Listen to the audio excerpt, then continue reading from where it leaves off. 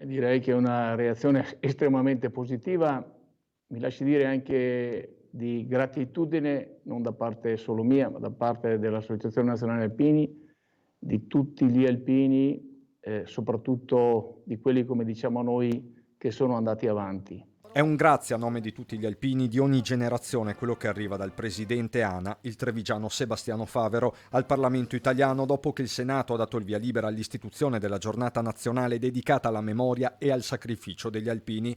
Non amarli è impossibile, onorarli come meritano, anche con una decisione istituzionale. È sacrosanto le parole del presidente Luca Zaia. La giornata si terrà ogni anno, il 26 gennaio. Il 26 di gennaio, che per noi è una data significativa, perché è la data in cui, in un momento di grande difficoltà, in una, mi lasci dire, situazione difficile, quasi di disfatta come è stata la campagna e la ritirata di Russia, c'è stato quel momento di orgoglio, quella volontà di tornare a baita che gli alpini hanno messo in quella battaglia di Nikolaevka.